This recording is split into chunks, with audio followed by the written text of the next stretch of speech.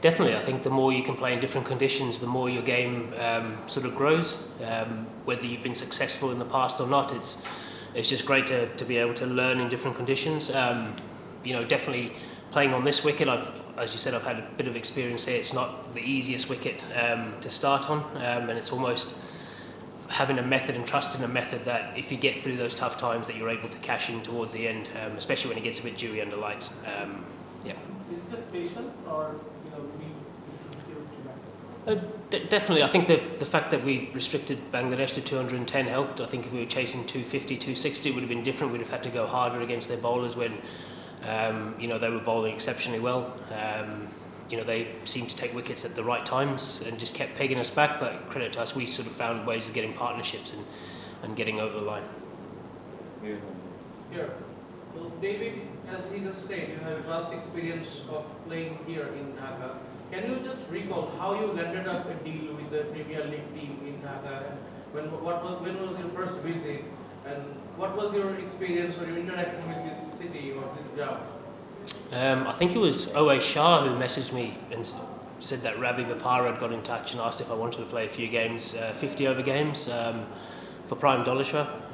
They gave me the opportunity to come over here, which was fantastic. I think I played 2 seasons for them, which was brilliant of learning. I actually learned a hell of a lot about my game because in England the wickets are different. You can hit the ball a lot squarer. Out here the wickets are actually a bit skiddier when you play during the day. They get better as the game goes on and then slow down in the evening. So I had to learn how to play spin in a different way to what I played in England to be successful out here. So I think that actually helped my game progress massively before the franchise stuff started for me, which was a massive help. Will? Did you ever feel like that chase was kind of slipping beyond you and the team? Anyone else that 26? Yeah, I think so. When Jackson and I were batting, we were talking about never trying to let the rate go above 5.5s. We thought that would be the sort of benchmark where it would be tough for a new batter coming in, having to start, especially against their spinners who, everyone, no matter who it was, took a bit of time to get used to the wicket, and everyone was sort of 5 or 10 or 15 or 20 trying to get their rhythm going and trying to get used to the conditions. So we felt if it went above 5.5, one of us had to take a risk against the bowler to try and get it back down to under 5s to make it easier for someone to start. But as I said, I think we were lucky that it was such a small score and we had a short side that we sort of knew if we hit 2 or 3 out of the middle, the whole momentum of the game would change. Towards the end, we actually got it a bit closer to what we'd wanted. We probably wanted to win it with 2 or 3 overs to go instead of in that second last over. But yeah, look, we take that coming over here and playing on a wicket like that first up. How you're obviously building a strong ODI record, but how pleasing is it to make a score like that in a World Cup year when conditions are going to be not identical, they're not going to be a million miles away, are they? How pleasing is that? Yeah, look, it's just great to be playing for England, and to be getting an opportunity, especially in ODIs. I've carried the drink since 2017, waiting for opportunities, and I've only played 16 games now, so it's nice to get a bit of a run. Obviously, that's with circumstances, with scheduling and players being injured and not being available. But I've absolutely loved it. It's been really good. But yeah, look, it's always nice to contribute. It's always nice when you get the opportunity to win games of cricket, and I guess that's the satisfying part about it. Oh. Given how difficult it was out there, would you rank that as perhaps your worst and therefore by definition your best big score for England, given how difficult it was? Yeah, I think even domestic cricket, talking about knocks that when you retire, you'd walk away and be like, that was extremely satisfying. That would definitely be up there for me. Just the situation of the game, the conditions to actually be there at the end. A lot of the times you get the team close and you get out and then you're disappointed, but to actually be there at the end and make sure we won their game is extremely satisfying. And I'll probably say that's probably one of my better ones in my whole career. Did you feel like by the end you kind of knew what was going on, or was it still a bit, just a nightmare? I don't know. It definitely got a little bit dewy. The ball definitely felt like it was skidding on a little bit more. That was always, I think that's why we started a bit earlier here, because the dew plays a massive factor here. And when Wokesy came in, we felt the ground and we could feel it definitely dewing up a little bit. So, we definitely thought it would probably get slightly easier towards the end if we were still in the game, and the key is just to keep yourself in the game for as long as possible. Son? It kind of felt like a good partnership of getting them over the line. but as batters kept falling, in fact, like the pressure on yourself kept growing and growing. How do you deal with that pressure? Do you feel it at all in the middle? Definitely feel it, especially when you have a few quiet ones. With me and Mo, I think I blocked out a maiden there at some point, and then Mo had a quiet one. And I definitely felt like we were sort of giving the momentum back, but to some extent there. But you know, I think we as batters, we bat so often that we're used to dealing with that. I guess the credit needs to be given to the tail enders there. I mean, Adil Rashid coming in there and playing how he played, hitting the ball against the spin, which no one has been able to do the whole day.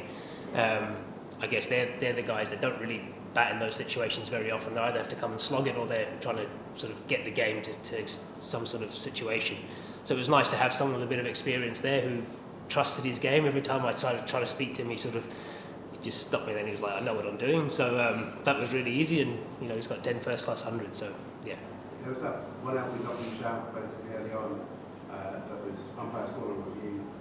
Any nerves when that went upstairs? I said to Joss at the time, I thought it was close. He said straight away he didn't think so. The guard that I bat on, I felt it was either a bit outside the line or sliding with the angle, but it was a bit closer than I thought. So thankfully he didn't give it out. Give up. Matthew Mark was telling us last year, sometime towards the back of last year, how sort of forthright you've been about going to him and saying, you know, ODI cricket, that's my best format. I mean, how pleasing is it, I guess, to back up that? Because it's quite a big thing to do, I guess, even for an established cricketer to actually put your cards on the table. How does it feel to follow that through? Yeah, great. It's just nice to get the opportunity. Like I said, I've been carrying the drink since 2017 and seen a lot of other guys get given opportunities because of their age or whatever it is. They got given a lot of opportunities, and I've just ended up carrying the drinks. But you know, when there was a new leadership, when Morgs retired, he was fantastic for me in being clear about where I stood. Always thought that I could still play a role in the 2023 World Cup, but because I was playing the T20s, it was an opportunity to give and grow the squad for the younger players, so I understood that totally. But as soon as you have a new coach and a new captain, it gives you an opportunity to sit down and speak to the coach. And I think the fantastic thing, I mean, all the coaches have been great with England, but you know, Motti listens, and he, I guess because he hasn't been involved in English cricket for a while, he sort of comes and watches and makes his own assessments of things instead of having preconceived ideas, which a lot of people have.